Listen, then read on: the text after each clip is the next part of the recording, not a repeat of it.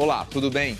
Eu sou uma pessoa comum, como qualquer outra, mas também sou um filósofo, porque adoro questionar as coisas, fazer perguntas. Dá uma olhada.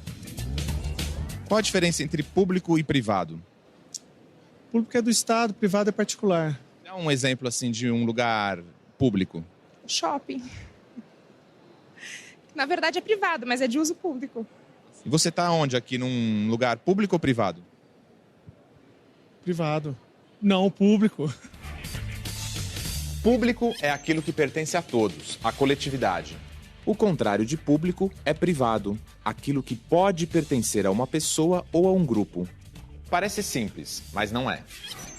Hoje em dia é muito comum a gente encontrar um espaço público, ou seja, que é de todos, sendo ocupado para atividades particulares, privadas. Parece que as pessoas só respeitam os espaços que são privados. Será que o espaço público andou perdendo valor? Uma observação genérica vai mostrar que há uma tendência a ignorar o valor que isso tem para todos e, portanto, então, depredar, né? Pichar, tomar esse espaço público como se ele fosse uma espécie de terra de ninguém. Foram os gregos antigos que criaram a ideia de um espaço público, onde os cidadãos se reuniam em assembleia para deliberar sobre assuntos da cidade, discutir e votar. Estamos falando da democracia, um sistema político em que o poder era exercido conforme leis que expressavam a vontade coletiva. Nessa época em que a democracia estava começando, era o espaço público que tinha mais importância. A palavra privado vem justamente de privação.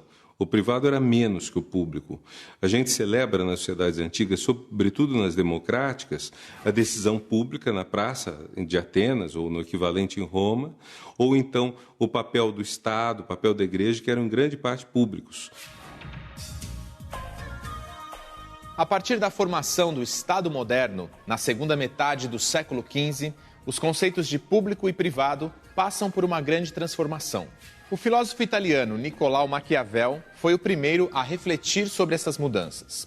Em sua obra O Príncipe, ele afirma que a ética é um valor que rege o espaço privado do indivíduo e não o espaço público.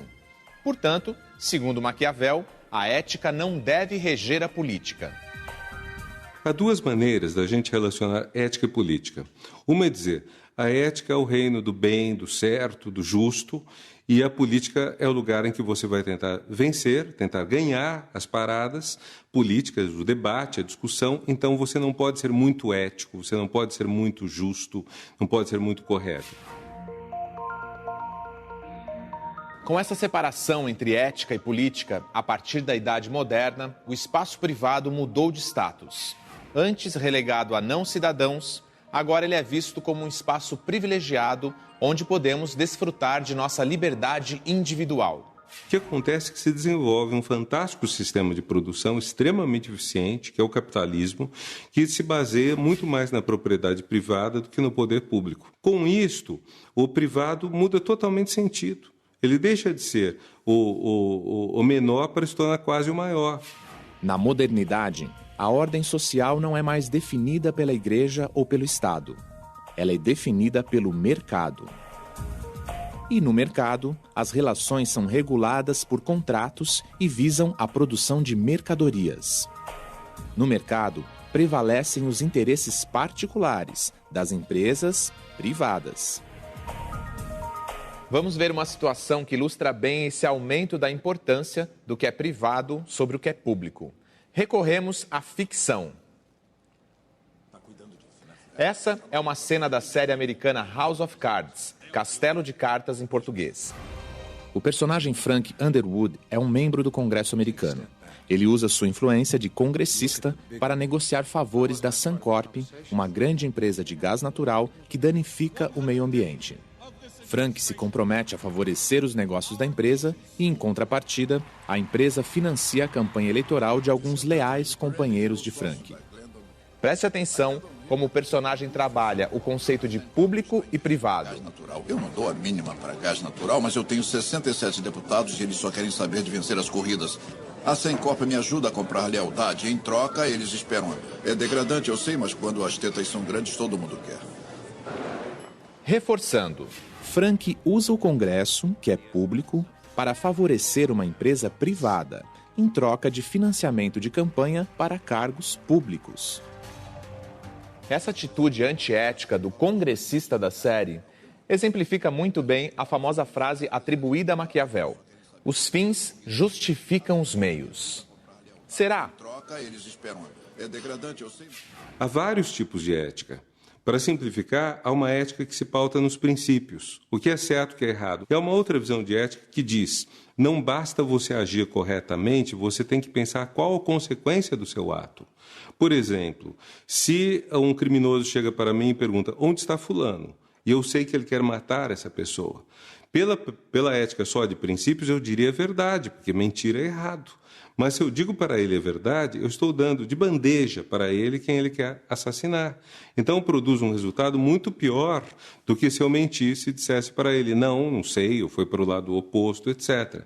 Você veja, então tem uma ética de princípios, dizem alguns assim, e uma ética de resultados.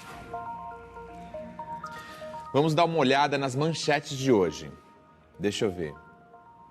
Suspeita de contrato superfaturado. Mais um caso de desvio do dinheiro público. Olha só, o político usou o helicóptero do governo, que é um bem público, para viajar de férias com a família. E essa empresa aqui, lucrou milhões desmatando uma floresta que é de todos para fazer um pasto, que é só da empresa.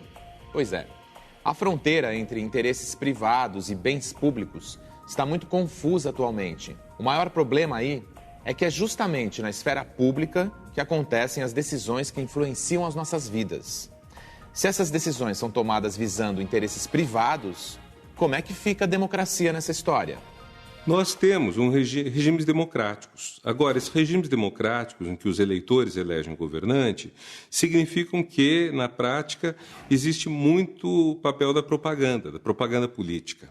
Então, a nossa democracia não é uma democracia, não só no Brasil, no mundo inteiro, é uma democracia na qual a imagem do candidato é muito importante. Há especialistas em fazer esse marketing da imagem e isso custa dinheiro. Então, nós temos duas consequências que são um pouco perigosas para a democracia. Uma delas é a imagem se torna um fator decisivo de vitória, então o candidato vai modular seu discurso em função de pesquisas para agradar ao máximo as pessoas. E a outra coisa, a vida pessoal do candidato se torna também um trunfo. Então, esses são dois problemas sérios que a gente encontra na democracia e que tem a ver com a interferência do dinheiro, seja do bem privado, na discussão pública, ou com a interferência da vida que deveria ser privada na discussão pública. Nesse mundo em que o público e o privado se confundem, como é que fica a nossa privacidade? Será que ela perdeu valor com as redes sociais? Um autor chamado Christopher Lasch chamou a nossa cultura de cultura do narcisismo. Ou seja, a gente vive numa permanente autorrepresentação, numa espécie de espelhamento contínuo em que a nossa vida pública e a nossa vida privada vão sendo embaralhadas. Eu interajo com o outro como se eu estivesse com uma câmera, ou com um público, ou com uma plateia, o tempo todo. Inclusive na vida privada.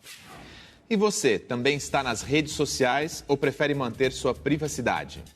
E as celebridades, o que você acha da exposição pública das suas vidas privadas? Você já fez essas perguntas antes? Não? Então faça. Afinal de contas, perguntar é a melhor coisa que a filosofia faz.